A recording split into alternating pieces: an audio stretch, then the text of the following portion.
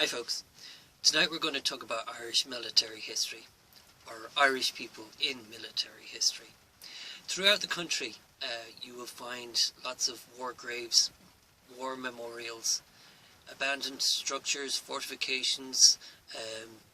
On maps you'll see battle lines, battlefields. It would suggest that we were a warlike people, but from my own experience, my own secondary school experience, we didn't really go that deep into the wars that we were involved in. So why was that? Why is there an aversion to war in Irish society? It's not my, this is only my opinion, it's not a qualified opinion, but I reckon it would be down to what had happened back in 1650 when Oliver Cromwell came over to Ireland and with a big army, of course, and put a number of towns to the sword, pillaged, completely disrupting life in Ireland and forcing the Irish population, the indigenous Irish population, to flee west of the Shannon into Connacht and to eke out to somehow survive in a barren land. A quotation being a land with not enough food to feed someone and not enough water to drown someone, to hell or to Connacht. For those people it was a horrible, horrible existence.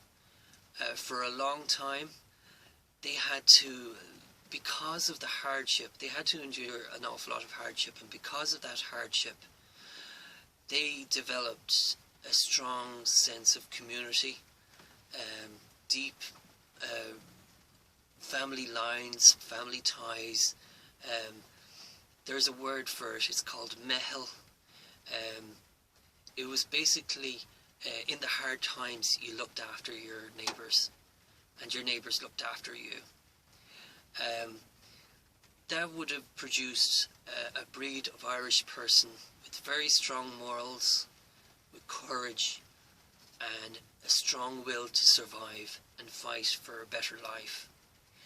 And when the opportunity came, it came in the way of emigration, which meant many people would have sold everything that they'd owned just to book passage onto a ship that would take them to the Americas.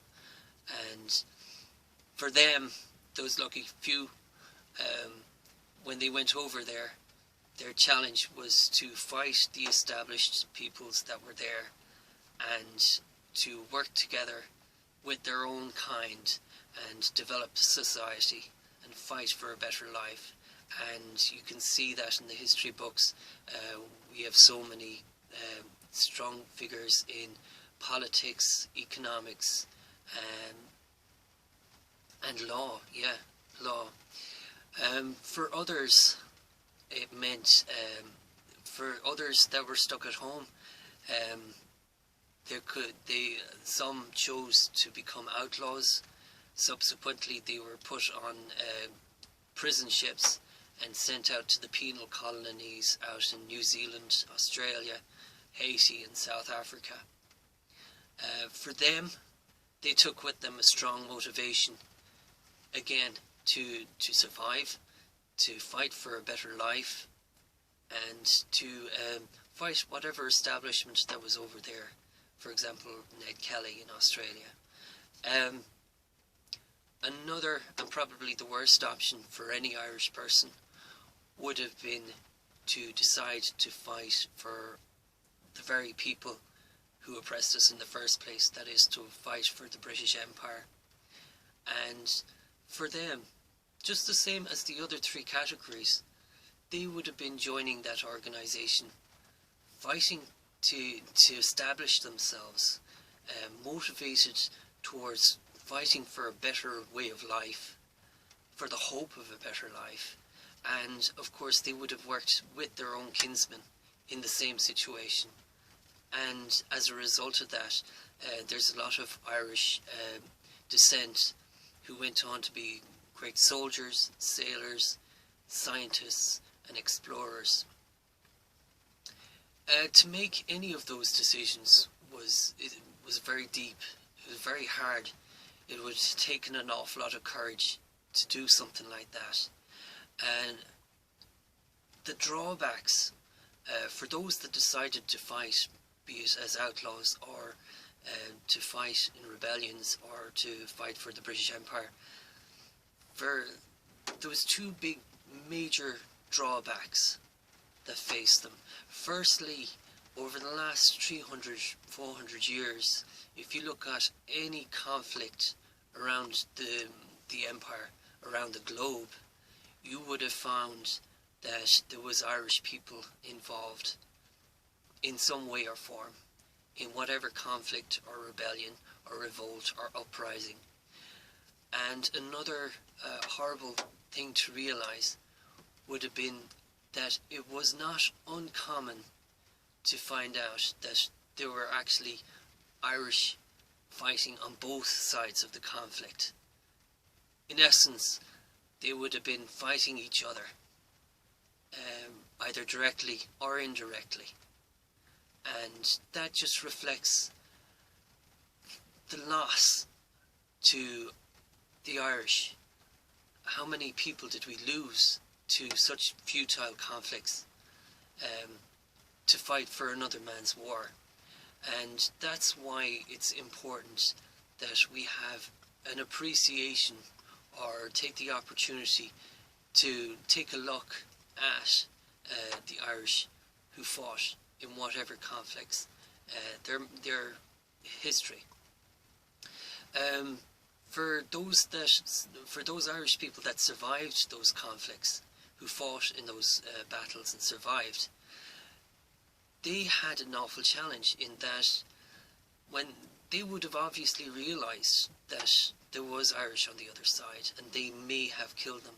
And so, in my mind, they would have felt very disturbed at that fact and would be very, very reluctant to return to the Irish, to us as Irish people. For them, there was talk around back at the 75th anniversary of the Second World War. There was talk about how Irish people who had fought in the Second World War were not even regarded in their own communities. That was horrible, and the reason for that, possibly, was that because after the Second World War, the Irish Republic was still a very new thing, a very young thing, and it's in the national interest that the government portrayed the Irish people as peace-loving, and for the sake of the North as well, it would have been a very inconvenient truth to bring up the facts that there may have been Irish fighting for the Nazis or the fascists or those other truths like that. So for that reason, it wasn't necessarily swept underneath the rugs, but it's definitely very difficult to find out the Irish history of Irish fighting in wars. Today, the Irish military have a distinguished service record with the United Nations as peacekeepers and peace enforcers. It's such a good thing to have for an Irish soldier to go out to the likes of the Lebanon or to some of the worst war zones in the world and to stand between two warring factions. They do it with such calmness, such professionalism. It only reflects the traditions that they came from. It reflects their strong moral integrity, the ability to face down blatant antagonism on both sides. It shows that in Irish military history has matured, that we don't take sides anymore. We stand in the middle, and what we do is we reflect each side's inability to reconcile with the other side. I think it's a much more mature way of de-escalating conflicts, and it certainly it shines. It really, like, compared to all the other armies around the world, the Irish army have an impeccable record in terms of maintaining peace. So it's vitally important that we recognise them in history, and we take the opportunity to talk about their experiences and to document and realise the contributions that they have done to our society. And that being said, finally, I'll just say that regardless of the people who survived the conflicts, what about all the Irish people who stood for what they believed in, who fought and died and were never documented or never recorded? To forget those people, in my mind, it would be very shameful, a dangerous thing to do, because well, when you think about it, they fought and they died for what they believed in. Regardless of whether they were right or wrong, they died for what they believed in. And there's a strong message to be taken from that.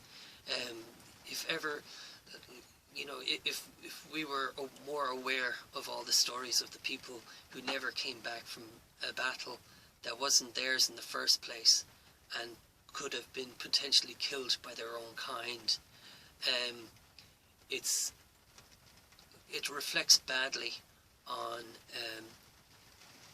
the communities that they came from, and it's important that we reconcile with them, with the fact that they did actually go out and fight and die somewhere else. It shows that if by reconciling with that fact, we're making sure that future generations don't make the same mistakes, that they don't repeat the mistakes. I'm not saying that the people that fought in those conflicts and rebellions over the last 300, 400 years, that they were mistakes.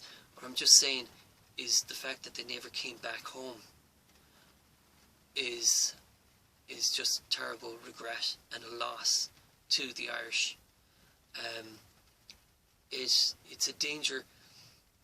We don't want to see history repeating itself, and the best way forward is to bring up those stories and to reconcile with those stories so that we can all move on. Because for as long as those people are undocumented or unrealised for what their contributions, there'll always be somebody out there who feels that they've been left behind, or that society has ignored them, or society fails to reconcile with them for what they did.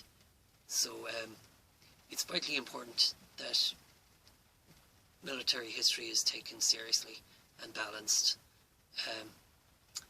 That's all I have to say. Thanks.